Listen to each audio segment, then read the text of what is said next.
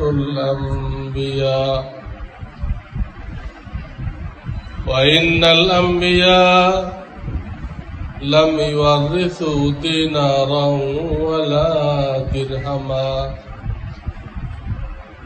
إنما ورثوا العلم فمن أخذه أخذ بحظ وافر أو كما قال النبي صلى الله عليه وسلم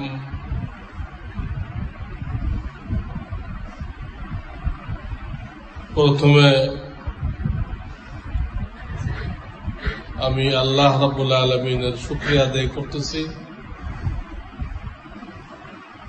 যে তিনি আমাকে এই মাদ্রাসায় বিলাল রাদিয়াল্লাহু তাআলা আনহু এটা দেখার, এর পরিকল্পনা জানার, ছাত্রদের তেলাওয়াত শোনার, এলাকাবাসীর চেহারা দেখার আল্লাহ আমাকে সুযোগ দিলেন। আলহামদুলিল্লাহ। সেই সাথে আমার প্রিয় শাগরেদ, কলিজার টুকরা মাওলানা শামসুল আরিফিন সাদি, যার জান মালের কুরবানি, আপনাদের কুরবানি, এইসব মিলায় আল্লাহ তাআলা এই পর্যায়ে নিয়ে আসছে। দেখতেছেন তো আপনারা কতগুলো ছেলে পেলে এখানে আল্লাহর কালাম শিখতেছে, আল্লাহর দ্বীন শিখতেছে। তো মাওলানা সাদি সাহেব আমাকে দাওয়াত দিচ্ছেন, এর জন্য আমি তার শুকরিয়া আদায় করতেছি। আপনারা যে মাদ্রাসার দাওয়াতে লাব্বাইক বলে চলে আসছেন, আপনাদেরও শুকরিয়া আদায় করতেছি। আল্লাহ তাআলা আপনাদেরকে দুনু জাহানের কামিয়াবি দান করেন এবং এই মাদ্রাসায় বিলাল রাদিয়াল্লাহু তাআলা আনহুর খাদেম হিসেবে আল্লাহ আপনাদেরকে কবুল করেন। আপনাদের ছেলে পেলেকে এখান থেকে হাফেজ, আলেম, মাওলানা, মুফতি বানানোর তৌফিক দান করেন।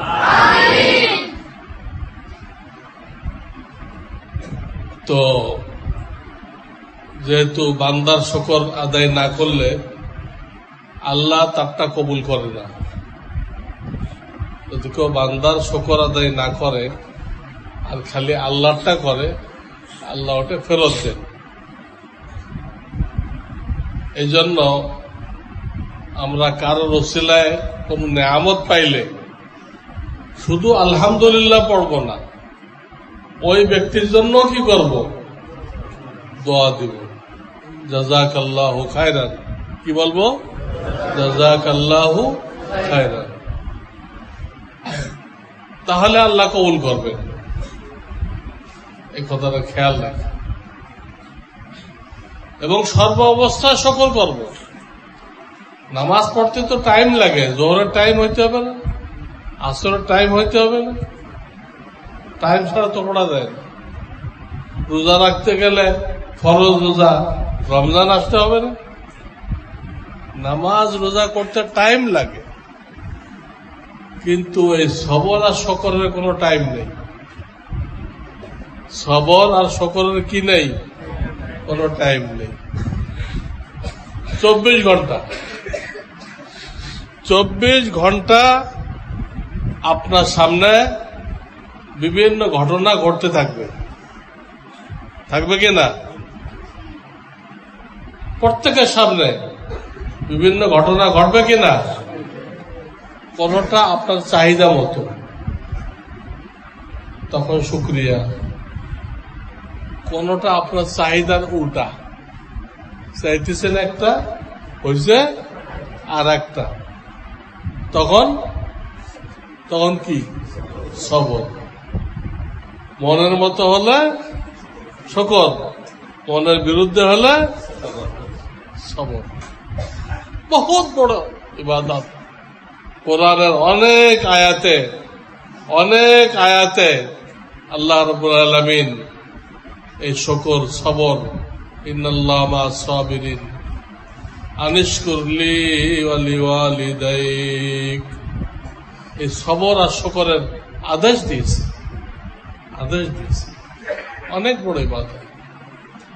এটা কেউ শিখতে পারলে তার জিন্দেগিতে কোনো পেরেশানি থাকবে না।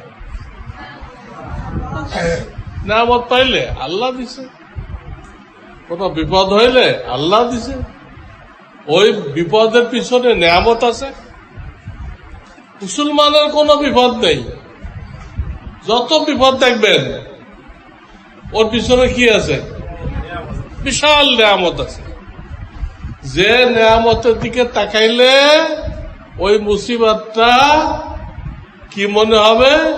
মুসিবত না, অনেক বড় নিয়ামত। মুসিবতের যে সব, মুসিবতের পরে যে নিয়ামত, এই নিয়ামতটা যদি আপনি দেখেন তাহলে কি মনে হবে? মুসলমানের কোনো মুসিবত নেই। প্রত্যেকটা মুসিবতের পিছনে এত বড় নিয়ামত, আল্লাহ সন্তুষ্টি, সওয়াব, জান্নাতের নিয়ামত দেখলে মনে হবে এটা রহমত। মুসিবতটা কি? রহমত। এই কত লোক করোনায় মারা গেছে, বুঝছে না?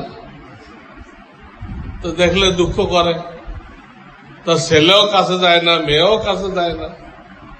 আলহামদুলিল্লাহ, ঢাকাতে আমরা দেখছি উলামায়ে কেরাম এই সমস্ত করোনা রোগীগুলোকে তারাই কাঁধে বহন করে কাফন দাফন তারা দিছে। আমি যে এলাকায় থাকি, মোহাম্মদপুর বসিলার কাছে, এর পাশে বিশাল গোরস্থান হয়েছে। ওখানে একটা জায়গা সরকার নির্দিষ্ট করে দিচ্ছে, করোনা রোগীতে যারা মারা যাবে তাদেরকে এইখানে দাফন করা হবে। তো দেখা গেছে ওলামারা এই কাজটা করছে। ওই লোকের ছেলে আসে নাই, ভাই আসে নাই, বাপ আসে নাই। মৃত্যুকে এত ভয় পায়। মৃত্যুকে ভয় পাওয়ার জিনিস? মৃত্যু কি আমাদের টাইম লেখা আছে আল্লাহর পক্ষ থেকে? ওই টাইমের আগে আসবে? তাহলে ভয় পাওয়ার কি অর্থ? আল্লাহ যে টাইম লিখে রাখছে, যার জন্য যে টাইম লিখে রাখছে, তার 1 সেকেন্ড আগে আসতে পারে না। ভয় পাওয়ার ফায়দাটা কি?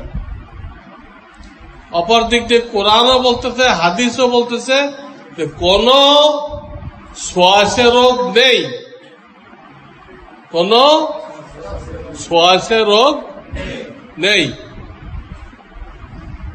ডাক্তাররা ইহুদি খ্রিস্টানদের কাছ থেকে ডাক্তারি শিখছে, তাদের থিওরিতে আছে যে হ্যাঁ শ্বাসে রোগ আছে, কিন্তু আমরা কি এটা মানব?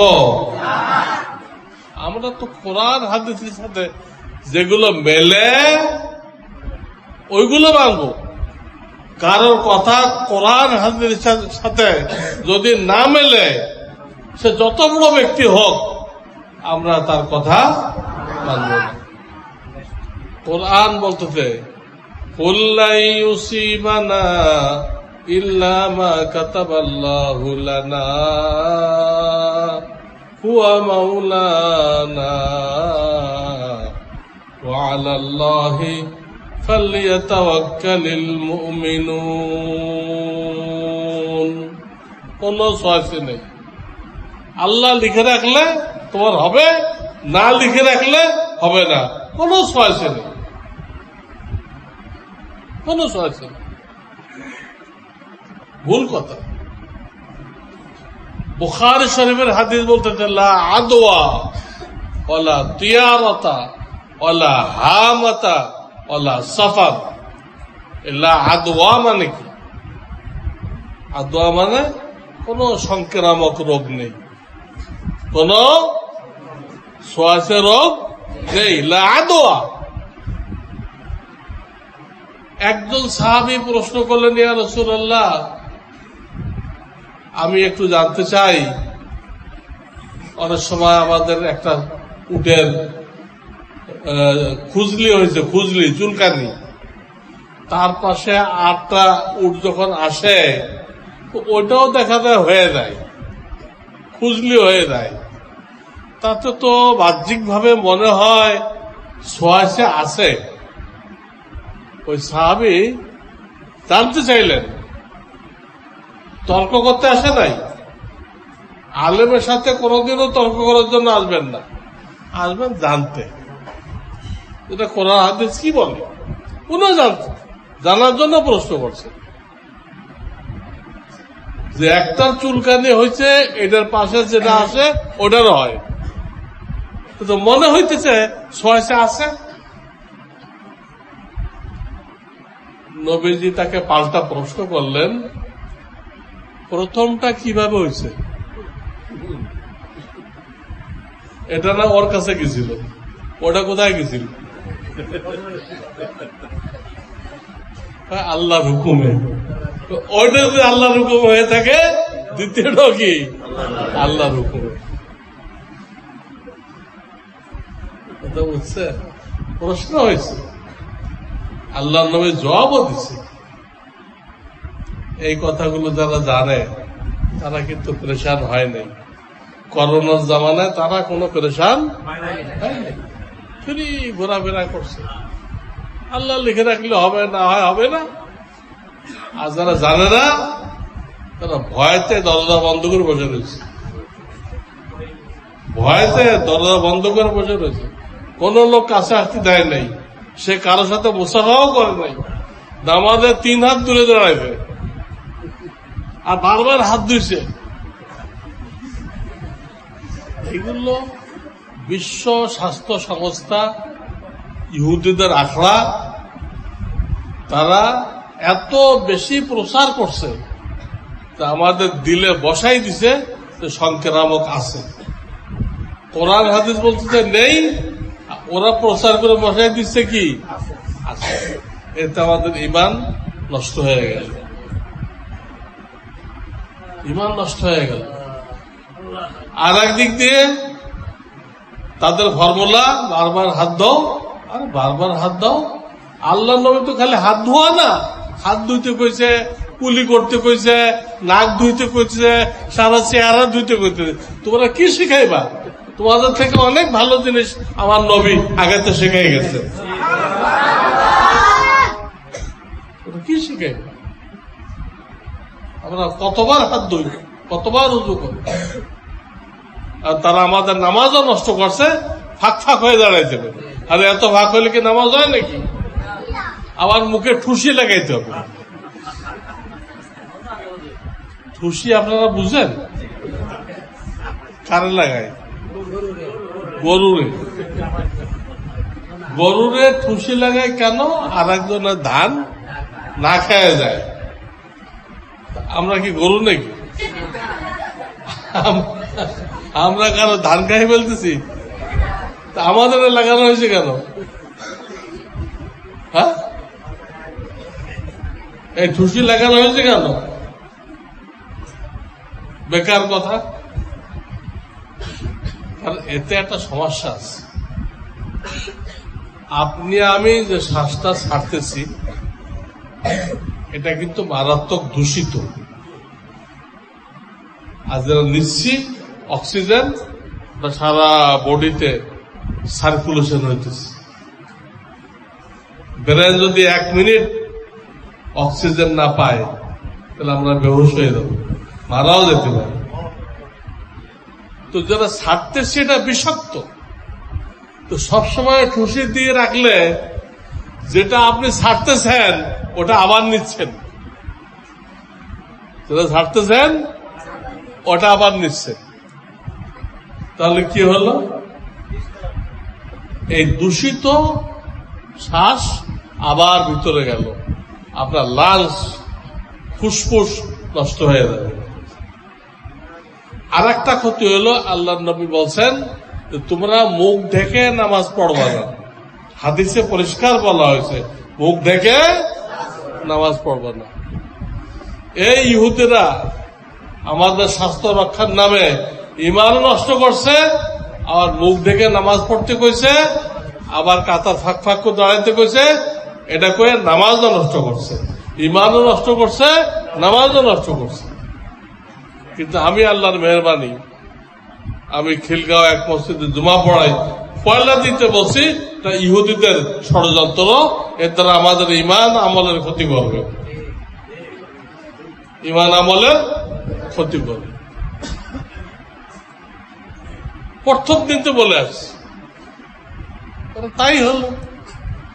এত অপপ্রচার করা হয়েছে যে মানুষ এটা বিশ্বাস করছে যেটা সংক্রামক। আসলে সংক্রামক না, যাদের হয়েছে আল্লাহর হুকুম হয়েছে, এটা তো ভয় পাওয়ার দরকার নেই। যেসব আলেমরা এসব লাশগুলো কান্দে করে নিয়ে গেল, নিয়ে কাফন তাফন করলো, বা এই রুগীর যারা খেদমত করলো, তাদের তো হলো না। যারা করোনা রোগীর কি করছে, পাশে বসে খেদমত করছে, তাদের তো হয় নাই। তো সংক্রাম করলে যে দূরে থাকলো তার হলো, আর যে কাছে গেল তার হলো না, কেন? আমার কথা বুঝতেছেন? অনেকে প্রশ্ন করে, হুজুর আপনি তো বললেন সংক্রামক না, কিন্তু আমরা তো আর একটা হাদিস শুনছি যেখানে মহামারী ছড়াই পড়ছে, তুমি যদি সেইখানে না থাকো তো তুমি সেইখানে যেও না, আর যদি আগের থেকে থাকো তো ওইখান থেকে ভাইগো না। এই একটা হাদিস আমরা শুনছি। এটার দ্বারা তো মনে হয় যে সংক্রামক আছে। আপনাদের একটা প্রশ্ন থাকতে পারে, এদের আমি এটাও জবাব দিয়ে দিচ্ছি, এই হাদিসটা দুর্বল ইমানদারের জন্য, সবার জন্য না। কার জন্য? দুর্বল ইমানদার, যে চিল্লা লাগায় নাই, তবলিগে সময় লাগায় নাই, ইমানি মেহনত করে নাই, দাওয়াতের লাইনে মেহনত করে নাই, তার জন্য এই হাদিস। তুমি যদি ওইখানে যাও আর তোমার ওই রোগ হয়, তো তুমি মনে করবা এখানে কিনলে আইলাম, এখানে আসার কারণে আমার এই রোগটা হলো, এতে ইমান নষ্ট হয়ে গেল। হয়েছে আল্লাহর হুকুমে হয়েছে, আর ও কি বুঝতেছে এখানে আসার কারণে হয়েছে। এই দুর্বল ইমানদারের ইমান রক্ষা করার জন্য এটা বলা হয়েছে। আপনি যদি মজবুত ইমানদার হন তা আপনার জন্য এই হাদিস না। একবার ইন্ডিয়ায় মহামারী লাগছিল, আমার পিসাব থাকতেন ইন্ডিয়ায়, উত্তরপ্রদেশে হারদোই জেলা শহরে।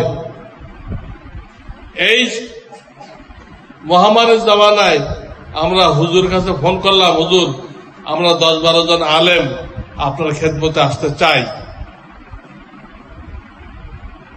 অনেকে সন্দেহ করতেছিল হযরত মনে অনুমতি দিবেন না, কারণ ওইখানে কি চলতেছে, মহামারী চলতেছে, তারা মনে করছে। কিন্তু হযরত ওই মহামারীর নামও নিলেন না, বলে তোমাদের সুযোগ থাকলে আসো, তোমাদের সুযোগ থাকলে আসো। যারা জানে আমার কাছে যারা আসতেছে এরা তো সব আলেম, এদের ইমান তো মজবুত, কাজে এরা ইমান নষ্ট করবে না, মানা করলেন না। আমরাও চলে গেলাম, আবার সহি সালাম ফিরে আসলাম, কেউ আক্রান্ত হয়ে নাই। এই কথাগুলো যদি আপনারা বুঝেন, ইনশাআল্লাহ এই ব্যাপারে আপনাদের কোনো পেরেশানি থাকবে না। ইমানের হেফাজত হয়ে যাবে, নামাজের হেফাজত হয়ে যাবে, দ্বীনের হেফাজত হয়ে যাবে। বুঝে আসছেন? যদি বিশেষ কোথাও লাগাইতে হয়, সামান্য সময়ের জন্য লাগাইবেন। হাসপাতালে গেছেন, কিন্তু আপনি না লাগাই যান তো ডাক্তার সাহেব আপনারা বের করে দেবেন, আচ্ছা এখানে লাগান। ডাক্তার সাহেব দেখানোর জন্য, ধোকা দেওয়ার জন্য, এই জায়গায় ধোকা দেওয়া যায় আছে, লাগান। আর বের এসে পকেটে রেখে দেন। পকেট আছে না, কিন্তু আমি একটা পকেটে রেখে দিচ্ছি। কোন ডাক্তারের কাছে গেলে তাদের লাগাইতে, আবার যে বেরিয়ে আসি আমার পকেটে। ওই পাগলটা কে বুঝাইব? প্রত্যেকটা ডাক্তার মানসিক রোগী হয়ে যায়। ডাক্তারি পড়া এত কঠিন, এটা পড়তে পড়তে প্রত্যেকটা ডাক্তার কি হয়ে যায়? মানসিক রোগী হয়ে যায়। এদের কে বুঝে? এই পড়াটা কঠিন করা হয়েছে, এত কঠিন করার দরকার ছিল? দুনিয়ার দ্বারা করছে ফালতু। যাক, এটা একটা বিষয় হঠাৎ সামনে এসে গেছে, আমি বলে ফেললাম। আল্লাহ এর দ্বারা আমাদেরকে ফায়দা হাসিল করার তৌফিক দান করুন। এক ছাত্র ভাই আমাদেরকে কোরআন শরীফ শোনাই দিল। তো আমার পীর ও মুর্শিদ হযরত মাওলানা শাহ সৈয়দ হাফেজ মাওলানা কারি আবরারুল হক নব্বরুল্লাহ মারকাদাহু, তিনি বলতেন এক সাফা তিলাওয়াত শুনলে কমপক্ষে 5000 নেকি হয়। ওই ছেলে যতটুকু তেলাওয়াত করছে আমার অন্তত 5000 নেকি পেয়ে গেছে। আর কোরআন তেলাওয়াতের ফায়দা তো বললো, গুনাহ করলে দিলে কালো দাগ পড়ে, এই দাগ মুছে যায়, আল্লাহর মহাব্বত বাড়ে। প্রত্যেকটা অক্ষরে 10 নেকি কমপক্ষে। নামাজে পড়লে 100 নেকি, প্রত্যেকটা অক্ষরে কত নেকি? 100 নেকি প্রত্যেকটা অক্ষরে।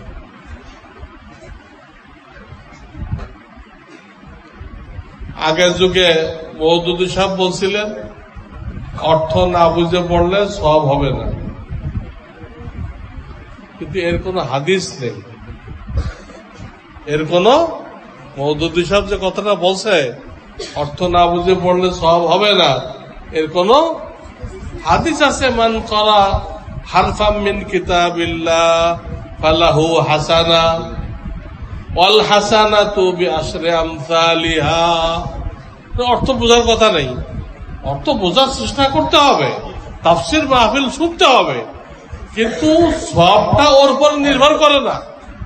তেলাওয়াত করলেই সব। এতে মওদুদের কথা ঠিক না।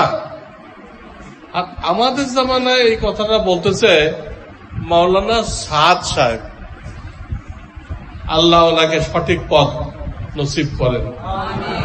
উনিও এই কথা বলতেছে, যে কথাকে মওদুদি বলে গেছে। মওদুদি তো আলেম ছিল, আলিয়া মাদ্রাসায় 6 ক্লাস পড়ছে, 16 ক্লাসে 6 ক্লাস পড়ছে।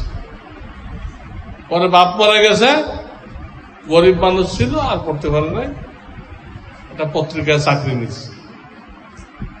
তো সে বলতে পারে ইসলাম কোন মিসকিন না, যে কেউ ব্যাখ্যা দিয়ে দিবে, এরকম মিসকিন এতিম না।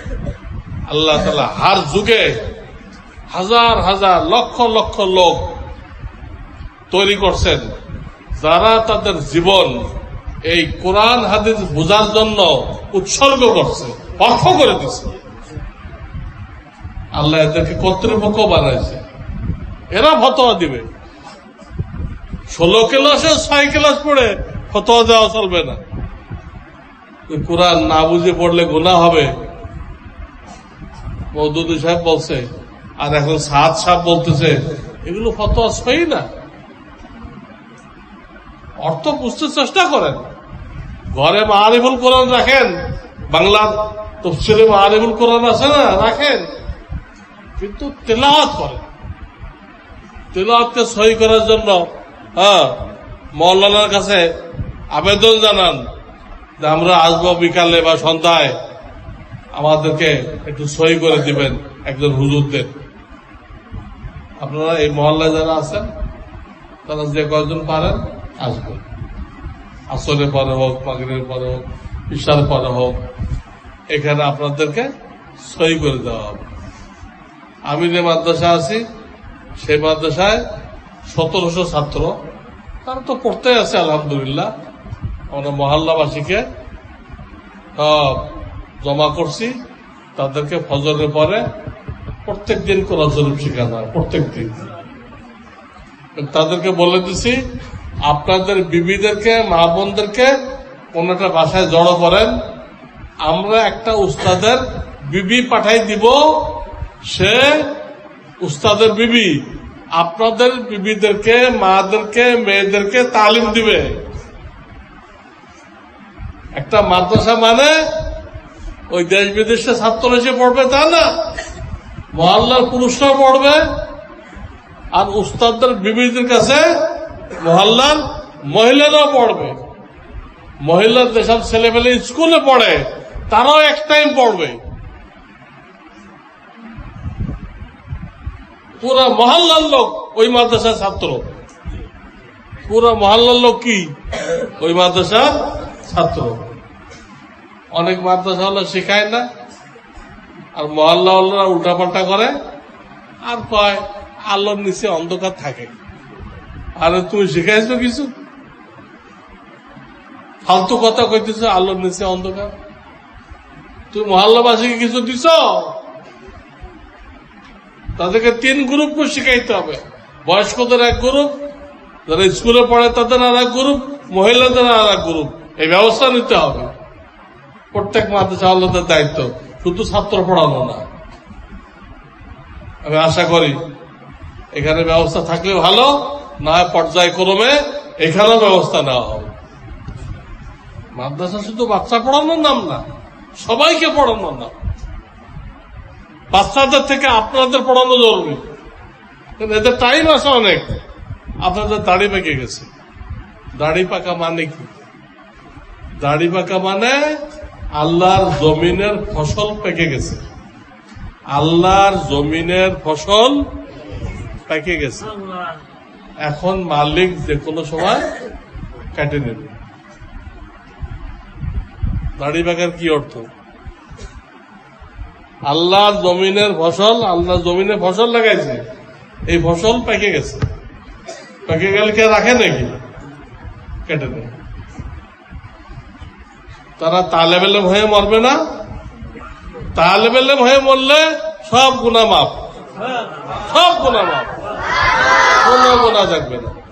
যে বেচারা শিখতেছিল, সব শেখা হয় নাই, চলো সব মাফ করে যাও। কোরআন সুন্নাহ তালেব ইলম ছিল, কোরআন সুন্নাহ। আল্লাহ আপনাদেরকে কবুল করুন। এই বাচ্চা তিলাওয়াত করলো, আমার কাছে খুব ভালো লাগছে, কারণ বেতাকাল্লুফ পড়ছে। আজকে অনেকখানে এত রং ঢং করে, আশ্চর্য ধরনের রং ঢং তামাশা করে। ওই অমুকের কেরাত নকল করে, অমুকের কেরাত নকল করে, এগুলো ঠিক না। কারণ কেরাত নকল করতে গেলে নামাজে আল্লাহর দিক ধ্যান থাকে না, তো কার কেরাত নকল করতেছে তার দিকে ধ্যান থাকে, তো নামাজ হয়। নামাজে যদি ধ্যান থাকে, আমি কারি বাসের তেলাওয়াত করতেছি, তো ধ্যান তো কারি বাসের দিক চলে গেল, আব্দুল বাসের, আল্লাহর দিক তো থাকলো না। আরে প্রত্যেকে যার সুরে সে পড়বে, শুদ্ধ করে পড়বে, যার সুরে সে পড়বে, কারো সুর নকল করবে না, তোমার সুরে তুমি পড়বা। সহি করে পড়লে অটোমেটিক সুর হয়ে যায়, আলাদা সুরের দরকার নেই, সহি পড়াটাই সুর। তো আমার এই জন্য ভালো লাগছে যে ছেলে কোন বানাওয়াট, আরবিতে বলে তাকাল্লুফ, তাকাল্লুফ করে নাই, একদম সাদা সিধা পড়ে গেছে। এরকম পড়া মানুষের দিলের মধ্যে তাসির করে। আলহামদুলিল্লাহ, সব বাচ্চাকে আল্লাহ এরকম পড়ার তৌফিক দান করুন এবং এদেরকে আল্লাহ কবুল করুন। সবাই যেন এরা এখান থেকে হাফেজ, মাওলানা, পুরা এলেম নিয়ে জাতির খেদমত করতে পারে। মাদ্রাসা কি জিনিস এক কথায় বুঝবেন কত জরুরি।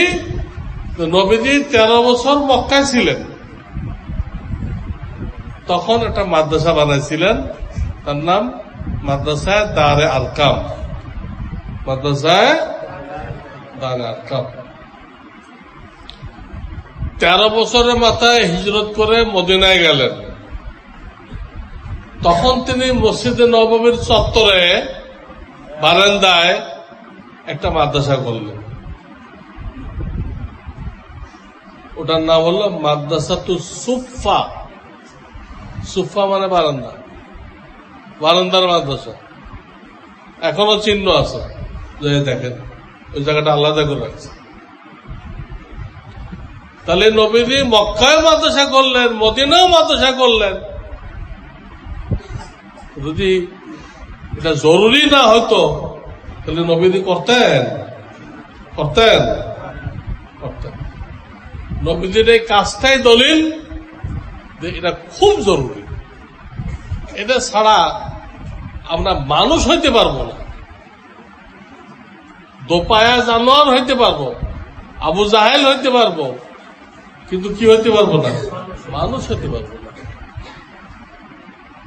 কিতাবে লিখছে প্রত্যেক মহল্লায় একটা দ্বীনি মাদ্রাসা থাকা ফরজে কিফায়া। প্রত্যেক মহল্লায় মাদ্রাসা থাকা কি ফরজে কিফায়া। কিছু আল্লাহর বান্দা যদি এই মাদ্রাসা কায়েম করে তাহলে সবাই গুনাহমুক্ত হয়ে গেল, বেঁচে গেল, বেঁচে গেল। আর কেউ যদি না করে সবাই কি হয়ে গেল? সবাই গুনাহগার হয়ে গেল। মাওলানা সাদি সাহেবকে আগের থেকে এই মহল্লার লোক না এখানে পরে আসছে? পরে আসছে, টাকা দিয়ে জায়গা কিনছে, কিনে মাদ্রাসা খাড়া করছে। করে আপনাদের উপর যেটা ফরজ দায়িত্ব ছিল এই দায়িত্বটা আপনাদের কাঁধের থেকে নামাই দিছে। আপনারা গুনাহমুক্ত হয়ে গেছেন। এই ব্যাপারে হাসরের ময়দানে আপনাদের কোনো কৈফিয়ত দেওয়া লাগবে না, ঠিক কিনা? এর জন্য আপনারা মাওলানা সাদি সাহেবের শুকরিয়া আদায় করেন এবং তার প্রত্যেকটা ডাকে আপনারা সাড়া দিবেন। এবং সে যে মাদ্রাসার নকশা আমাকে দেখাইল, খুব মনোরম দৃশ্য। আল্লাহ কবুল করুন, আল্লাহ কবুল করুন। আপনারা এই ব্যাপারে সহযোগিতা করবেন, যার দ্বারা যা হয়। কিচ্ছু না পারেন, দোয়া করতে পারবেন না? আল্লাহ যে প্রোগ্রাম করা হয়েছে এরকম সুন্দর একটা মাদ্রাসা এখানে হোক, দোয়া করুন। যারা আশেপাশে আছেন মাদ্রাসার জন্য জায়গা লাগলে জায়গা বিক্রি করেন, টাকা নিয়ে বিক্রি করবেন যারা, তারাও সব পাবেন। টাকাও পাইলেন, সবও পাবেন। আপনি বিক্রি না করলে বড় মাদ্রাসা হবে না। টাকা নিয়েও যারা বেচছে তারাও সব পাবে। এই জন্য আপনারা এই মওলানার সাথে থেকে এখানে যারা তৈরি হয় এই মাদ্রাসায়, এরা জিন্দেগির শুরু থেকে বেহেশত পর্যন্ত আপনাদের পাশে থাকবে। এই মাদ্রাসায় কোনো জঙ্গি তৈরি হয় না। ওটা যারা মিথ্যুক সাংবাদিক তারা বলে। কারা বলে? মিথ্যুক সাংবাদিক। কোন কওমি মাদ্রাসাটা পাওয়া যায় নাই। পাওয়া গেছে, বোমা পাওয়া গেছে, পিস্তল পাওয়া গেছে, যা পাওয়া গেছে সব ইংলিশ মিডিয়াম স্কুল। জাকির নায়েকের ফলোয়ার ইংলিশ মিডিয়াম স্কুলে এটা পাওয়া গেছে, মাদ্রাসায় পাওয়া যায়নি। মাদ্রাসায় যারা তৈরি হয় এরা একটা বাচ্চা দুনিয়াতে আসবে, ওই দিন থেকে কাজে লাগবে। ওর ডাইন কানে আজান দিবে, বাপ কানে ইকামত দিবে। প্রথম দিন তার কানের ভিতরে আল্লাহ যে এক এবং হযরত মুহাম্মদ তার শেষ নবী, এটা প্রথম দিন তার কলবের মধ্যে ঢুকাই দিল, কানের রাস্তা দিয়ে ঢুকাই দিল। এই ছেলে বড় হয়ে যদি কলেজ ভার্সিটিতেও পড়ে ইনশাআল্লাহ নাস্তিক হবে না। নাস্তিক পয়লা দিনে কলবের মধ্যে ঈমান ঢুকাই দেওয়া হয়েছে। আপনি মনে মনে প্রশ্ন করবেন, ও কি এগুলো কিছু বুঝছে নাকি? ও এখন জন্ম লাভ করলো, কিসের তৌহিদ, কিসের শেষ নবী, ও কি কিছু বুঝছে? আপনার এই প্রশ্নের জবাব এই, আপনাদের ক্ষেত্রে ডাক্তাররা ওষুধ লেখে, এই ওষুধটার কি কি গুণাগুণ আপনি কি জানেন? কি কি গুণাগুণ? 4-5টা ওষুধ লিখছে, ওর এক একটা কোন কোন রোগে কাজে লাগে এই ব্যাখ্যা জানেন? বলেন না কেন? জানেন না, কিন্তু আপনি না জানে খাইতেছেন, উপকার হবে না হবে না? জানেন না, উপকার তো হয়ে গেল। বাচ্চা বোঝে নাই, কিন্তু দিলের মধ্যে ইমান ঢুকে গেছে। আর একটু পরে তো ওরে মুসলমানে দেওয়া হয়ে গেছে, ওরা জীবনে কেউ খ্রিস্টান বানাইতে পারবে না, কাদিয়ানি বানাইতে পারবে না, কারণ মুসলমানিত্ব তো ওর সাথে লাগানো, মুসলমানিত্ব ওর বডির সাথে লাগানো। ও কাদিয়ানি হবে কেমনে? ও খ্রিস্টান হবে কেমনে? ওর বডি তো মুসলমানের বডি। বুঝতেছেন না আমার কথা? তাহলে যেদিন সে দুনিয়া আসলো সেদিন আলেম ওলামা কাজে লাগলো আজান দিতে। আবার আকিকা করতে হবে, সুন্দর নাম রাখতে হবে। এই সুন্দর নাম রাখতে গেলে আলেমদের পরামর্শ নিতে হবে। হ্যাঁ, আকিকার গোশত কেমনে বন্টন করবেন, আলেমদের পরামর্শ লাগবে না? তারপরে যখন তার জবান ফুটবে তাকে আল্লাহ আল্লাহ শিখাইতে হবে, রসুলের নাম শিখাইতে হবে, আর একটু আগে বাড়লে আলিফ বা তাসা শিখাইতে হবে। আলেমরা করবে না? হ্যাঁ, আপনাদের যত খেদমত আছে দিনই খেদমত, বক্তিয়া নামাজ পড়াইতে হবে, জুমা পড়াইতে হবে, ঈদ পড়াইতে হবে, জানাজা পড়াইতে হবে, সব কারা করতেছে? মন্ত্রীরা করতেছে? কোন মন্ত্রী এসে জুমা পড়াইতেছে আপনাদের? এমনকি এই করোনার মুসিবত গেল, গ্রাজুয়েটরা এসে আপনাদের লাশ বহন করতে, আলেমরা সমস্ত খেদমত করছে, দিনই দুনিয়াবি বিপদে আপনাদের পাশে আছে, পাশে আছে। আবার আপনারা মরে গেলে আগে তো আজান একামত দিয়ে দিছে, তখন নামাজ পড়াই দিবে, আর আজান একামত লাগবে না। আজান একামত তো পয়লা দিন হয়ে গেছে, এখন কি করবে? 4 তাকবীর দিয়ে জানাজা পড়বে। এখানে বিরাট নসিহত, বান্দা তোমার উপরে আজান একামত হয়ে গেছে। আজান একামতে পরে ইমাম সাহেব যে তাকবীর দেয়, কি বড় গ্যাপ থাকে? বড় ফাঁক থাকে? ছোট্ট ফাঁক থাকে? এইটুক তোমার হায়াত, এর মধ্যে যা কিছু করার করে ফেলতে হবে, করে ফেলতে হবে। শয়তানের দুঃখায় পড়বে না। শয়তান খালি বলবে আরে পরে পরে পরে, তো দুনিয়ার মজা নিয়ে নাও, দুনিয়ার মজা নিয়ে নাও। তারপর যখন হাঁটুতে বাড়ি লাগবে, হাঁটু চলবে না, হাঁটু ব্যথা হয়ে যাবে, তখন হজ করে একটা জায়নামাজ কিনে নিয়ে এসো, আইনে মসজিদে এসো। কার বুদ্ধি এটা? আগে থেকে কিছু করার দরকার নেই, বুড়া হয়ে গেলে করবে। এই করে করে মাহরুম রাখে, রেখে একদম অপ্রস্তুত অবস্থায় দুনিয়া থেকে নিয়ে দেয়। শয়তানের বুদ্ধি শুনবেন না, আল্লাহর কথা শুনবেন। আল্লাহ 15 বছরে নামাজ রোজা সব ফরজ করে দিচ্ছেন, বলে নাই বুড়া হয়ে গেলে শুরু করো, যখন দাড়ি আর মুন্ডানো যায় না তখন রাখো। দুনিয়াদাররা কি করে? যখন দাড়ি আর মুন্ডানো যায় না, নাপিত বোকা দেয়। নাপিত কি করে? কারণ গাল ভেঙে গেছে, ওর মধ্যে থেকে দাড়ি আবিষ্কার করে এটা মুন্ডানো, নাপিতেরও কষ্ট হয়। তো স্যার আর কত মুন্ডাইবেন? তখন যাই রাখে, হইল। আল্লাহ কিছু আগে তো রাখো। তুমি দাড়ি রাখলে আর মোজ ছোট রাখলে তোমার চেহারা আল্লাহ নবীর চেহারার মতো হয়ে গেল। এই চেহারাওয়ালা রোকলে, এই চেহারাওয়ালা লোকরে যতই সে গুনাহগার হোক আল্লাহ কবরে আযাব দিবে না। আল্লাহ নবীর চেহারার মতো চেহারা নিয়ে যে কবরে যায়, আল্লাহ তাকে আযাব দিতে শরম পায়। কাজে দাড়িকে রাখতে হবে না কাটতে হবে? কিন্তু আমরা আমাদের ছেলেমেয়ের জন্য হাজার হাজার টাকা ব্যয় করতেছি, করে ব্রিটিশ সিলেবাস পড়াই দিচ্ছি। কোন সিলেবাস? British syllabus. বানর থেকে মানুষ, বানর থেকে আল্লাহ কই দিতে তোমরা আদম পয়গম্বরের আওলাদ। কার আওলাদ? আদম পয়গম্বরের আওলাদ। আর স্কুল কলেজে কি পড়াই দিতে? আমরা নাকি বানর থেকে হয়েছি।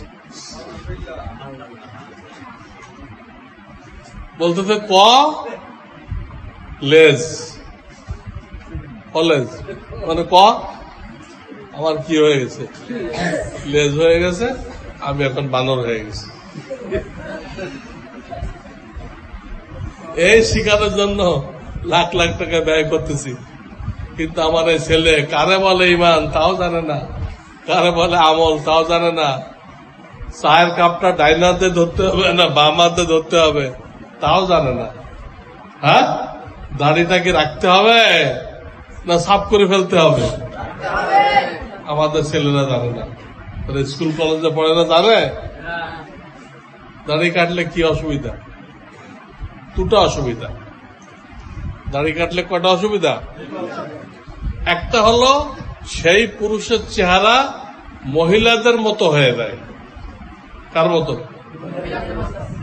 তো মহিলাদের সুরত ধারণ করা কি জায়েজ আছে? আপনি মহিলাদের লেবাস পরতে রাজি আছেন?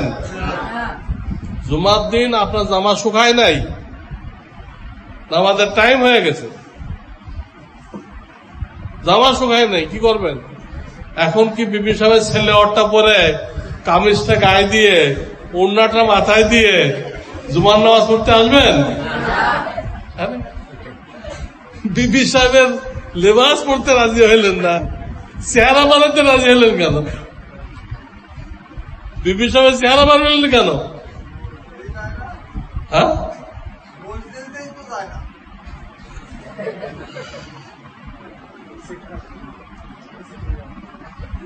আমি মজা করে বলি, এতে ছোট ছোট শিশু যারা কোলে শিশু থাকে না, ডাক্তারের সার হয় না। হাদিস বলতেছি না, আমি বোঝানোর জন্য বলতেছি। কি পরেশান হয়? সে আশা করে আমার একটা বাপ থাকবে, তার সুন্দর দাড়ি থাকবে, আর আমার একটা কি থাকবে, মা থাকবে। মায়ের তো আর কি থাকে না, দাড়ি থাকে না। এটা প্রত্যেকটা শিশু আশা করে। এখন সে দেখতেছে যে তার দাড়িওয়ালা কোনো বাপ নেই, খালি দুটা মা আছে।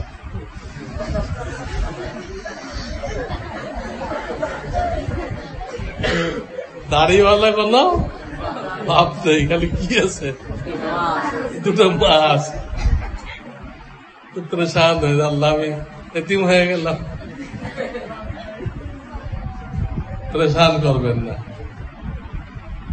তাহলে দাড়ি কাটলে কি হয়? একটা অসুবিধা কি, মহিলাদের সাদৃশ্য হয়ে যায়, যেটা হারাম, লানতের কাজ, আল্লাহর অভিশাপের কাজ। 1 নম্বর কথা। অনেক ক্ষতি আছে, আমি 17টা ক্ষতির লিখছি আমাল সুন্নাহ কিতাব।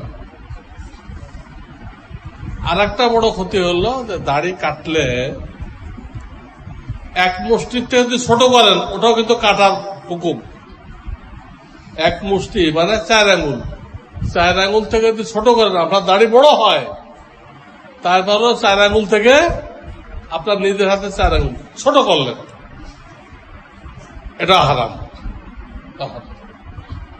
তো দাড়ি কাটলে দ্বিতীয় ক্ষতি হলো তার চেহারা আল্লাহ দুশ্মন যে কাফের, আল্লাহ দুশ্মন কাফের, তাদের চেহারার মতো হয়ে যায়। আপনি আমি আল্লাহর দোস্ত না, আমরা আল্লাহ সৈনিক না, তো আমরা কি আল্লাহর দুশ্মনের মতো চেহারা বানাইব?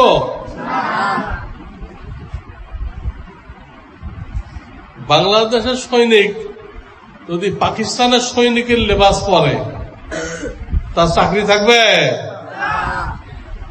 আপনি আল্লাহ সৈনিক, আপনি চেহারা বানাইছেন ইবলিসের সৈনিকের মতো। চেহারা বানাইছেন কার মতো? মিস্টার ইবলিসের সৈনিকের মতো। তাহলে কবর আযাব মাফ হয়ে যাবে? আর হাসরের ময়দানে আপনি কেমনে রসুলের সামনে দাঁড়াইবেন? ইয়া রাসূলুল্লাহ, আমি তো আপনার অনুসারী, আমার জন্য একটু শাফাত করেন।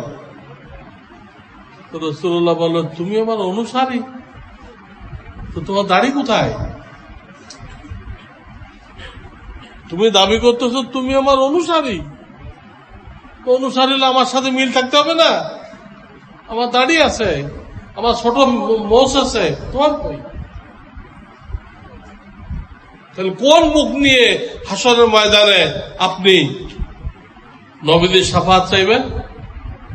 এবং আল্লাহ না করুক পথে ঘাটে যদি মৃত্যু হয়ে যায়, তাহলে আপনি কাফন দাফন পাবেন না, কবর হবে না আপনার। এটা ইমানের সাইনবোর্ড। না থাকলে আপনার লাশ কারা নিয়ে যাবে? হিন্দুরা নিয়ে যাবে, নিয়ে শ্মশানে নিয়ে পোড়াই দিবে। কারণ আপনার কাছে কি নেই? ইমানের সাইনবোর্ড, ইমানের আলামত আপনার কাছে নেই। হিন্দুরা নিয়ে যাবে। আর যদি দাড়ি থাকে, ছোট মোষ থাকে। রবি ঠাকুরেরটা কিন্তু চলবে না। রবি ঠাকুরের দাড়ি যত লম্বা, মোষ তত লম্বা। রবি ঠাকুরের দাড়ি যত লম্বা, মোষ তত লম্বা। এটা চলবে না, আল্লাহর দরবারে চলবে না। আমার এখন মুদি দোকানদার, ভারতের প্রধানমন্ত্রী রয়েছে, মুদি দোকানদার, এটা চলবে? এর দাড়ি হলে গালের সাথে লাগানো মিস্টার মওদুদি স্টাইল, এটা আল্লাহ কাছে চলবে না। রবি ঠাকুরটা চলবে না, মুদি দোকানদারটাও চলবে না। কোনটা চলবে? মুহাম্মদ রাসূলুল্লাহ সাল্লাল্লাহু আলাইহি ওয়াসাল্লাম স্টাইল, ওটা চলবে। এইখান থেকে যে লোকগুলো তৈরি হবে, তারা আপনাদেরকে দুনিয়াতে ঈমান আমল শিক্ষা দিবে। কোন দিক দিয়ে ফিতনা আসলে আপনাদেরকে ফিতনা থেকে রক্ষা করবে, বিপদে আপদে আপনাদের পাশে থাকবে। কথার কথা, খুব ঘূর্ণিঝড় হয়ে গেল, অনেকের ঘর উড়াই নিয়ে গেছে, এই হুজুররা আপনাকে সাহায্য করবে, টাকা পয়সা নিয়ে, শরীরের শক্তি দিয়ে আপনার পাশে দাঁড়াবে।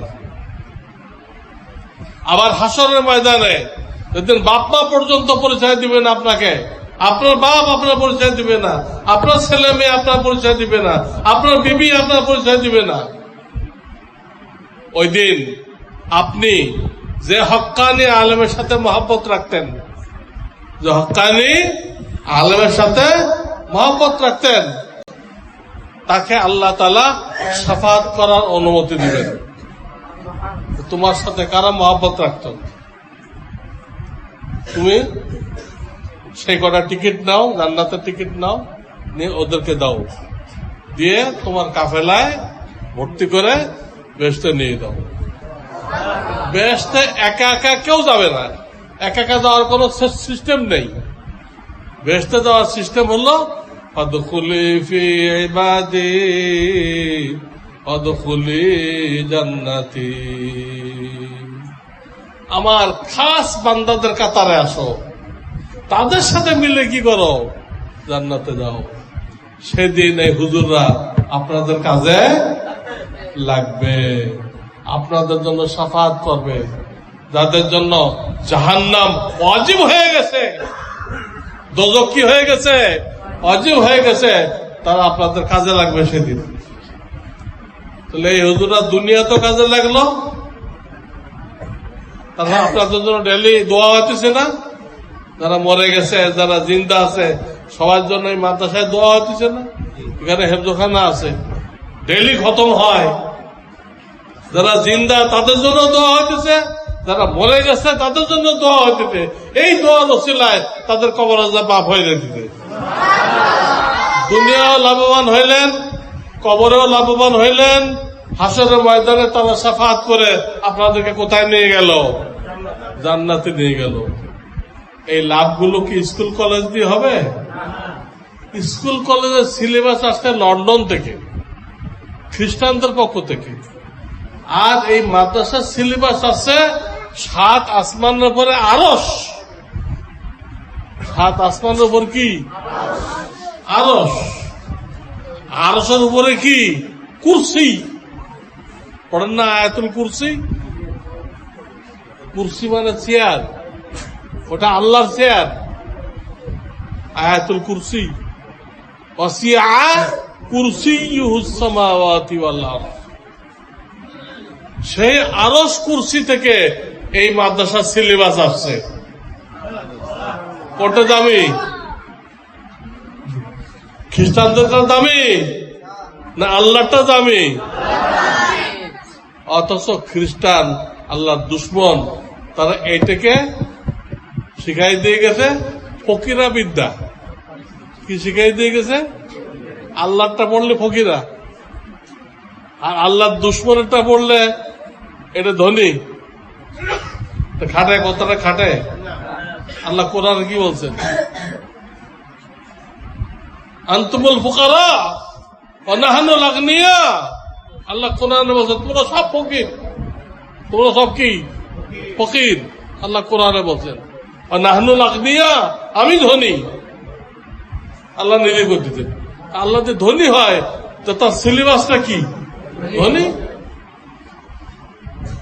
আর মানুষ হলো ফকির, সে মানুষ যে সিলেবাস তৈরি করছে ওটা ফকিরনি সিলেবাস।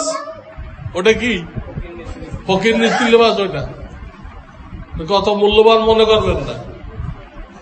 আমার সময় নেই, আমি বলতাম লন্ডন আমেরিকার পরিস্থিতি কি, সেখানে মানুষ কত কষ্টে আছে। 18 বছর বয়স হলে ছেলেকেও বের করে দিচ্ছে, মেয়েকেও বের করে দিচ্ছে, যাও তোমারটা তুমি বুঝো, আমার দায়িত্ব শেষ। আপনি পারবেন? আপনার মেয়ের বয়স 18 বছর হয়েছে, বাড়িতে বের করে দিবেন? পারবেন? একটা ভালো ছেলে তালাশ করে পয়সা কড়ি খরচ করে বিয়ে দিবেন? বের করে দিতে পারবেন? তারা বের করে দিচ্ছে, বের করে দিচ্ছে। সেখানে মায়ে জানে না যে আমার এই ছেলের বাপের নাম কি। স্কুলে সব বাচ্চাদের সাথে মায়ের নাম লেখে, কারণ মায়েও জানে না যে আমার এই ছেলের বাপের নাম কি। সেখানে মহিলারা যখন যার সাথে মনে চায় তার সাথে মেলামেশা করে। আর কোত্থেকে এটা হইল ওই মহিলা করতে গইব। আমরা প্রত্যেকে বাবার নাম কইতে পারি না? আমরা হালাল দাদা। ওরা কেউ বাবার নাম কইতে পারে না। ওরা কি? হারাম দাদা, হারাম। আমাদের এখানে একটা লোক মরতে লাগলে শুধু তার আত্মীয় স্বজন না, পুরা গ্রামের লোক জড় হয়ে যায়। তার কাফন দাফনে শরীর হয় কিনা? আর সেই লন্ডন আমেরিকায় একটা লোক মরতে লাগলে তার ছেলে মেয়েরাও আসে না, নাতি নাতকুরও আসে না, কেউ আসে না। 18 বছরের বাপমা বের করে দিচ্ছে, ওই বাপমা না তারা ধার ধারে না। আপনি একা একা মরে থাকবেন, ওই সরকারের পুলিশটা এসে আপনাদের নিয়ে নেবে। এবং সেখানে পারিবারিক বন্ধন বলতে কিছু নেই। পারিবারিক বন্ধন আছে না, স্বামী স্ত্রীর মধ্যে মিল মহব্বত। আমরা বিবিকে কত মহব্বত করি, তার জন্য কত হাদিয়া তোফা দেই না, এটা সেখানে নেই। স্বামীর কামাই দিয়ে স্বামী চলবে, স্ত্রীর কামাই দিয়ে স্ত্রী চলবে, স্ত্রী চলবে। রাত্রে কয়েক ঘন্টার জন্য, 1 ঘন্টার জন্য স্বামী স্ত্রী, আর সারাদিন যার। তো এটা কোনো জিন্দেগি? এটা কোনো জিন্দেগি? সেই তুলনা আমরা কত আরামে আছি, কত আরামে আছি। এই দেশে আলেম আছে, এই দেশে মাদ্রাসা আছে, আলেমান মাদ্রাসা থাকার কারণে এখানে পারিবারিক বন্ধন আছে, স্বামী স্ত্রীর মিল মোহাম্মত আছে, বাপ ছেলের সাথে মিল মোহাম্মত আছে। কোন বাপ তার ছেলে পেলেকে 18 বছর বয়সে বাড়ির থেকে বের করে দিচ্ছে না, ঠিক কিনা? তাহলে এই মাদ্রাসা এমন একটা জিনিস যে দুনিয়ায় জন্মলাভ করার থেকে নিয়ে বেহেশতে যাওয়া পর্যন্ত প্রত্যেকটা কদমে কদমে এই মাদ্রাসার হুজুররা আপনাদের পাশে থাকবে। কাজে আপনাদের ছেলেদেরকেও কি বানান? হ্যাঁ, আলেম বানান, এবং এই মাদ্রাসার সাথে জুড়ে থাকেন। যতটুকু পারেন আর্থিক সহযোগিতা করবেন। আর্থিক সাদি সাহেব তার বন্ধু বান্ধব নিয়ে আপনাদের সাহায্য ছাড়া এই মাদ্রাসা করতে পারবে, কিন্তু সেটা আমরা চাই না। আমরা চাই আপনারা 5-10 টাকা হইলেও দেন, কারণ কম টাকার মধ্যে ইখলাস থাকে। ইখলাস বুঝেন নাকি? একমাত্র আল্লাহকে রাজি করা। কম টাকার মধ্যে ইখলাস থাকে, ইখলাসের দ্বারা বড় বড় কাজ হয়ে যায়। কাজেই আমরা আপনাদের অল্প অল্প টাকা, মাসে পারেন, 6 মাসে পারেন, বছরে পারেন, আপনারা এই মাদ্রাসায় জমা করবেন। এটা আল্লাহর ব্যাংক। কার ব্যাংক? আল্লাহর ব্যাংক। এখানে জমা করেন। হাসরের ময়দানে এইটা কত গুণ যে আল্লাহ বাড়াবে এটা আমি বলতে পারবো না।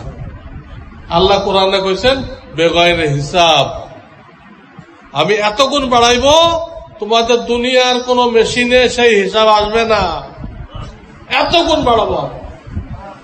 আমি বরকতের জন্য চাইতেছি, বরকতের জন্য আমি পুরা এলাকার ভাইদের সাহায্য চাইতেছি। কার টাকা বরকত আছে, কার দিলের মধ্যে এখলাস আছে কে জানে।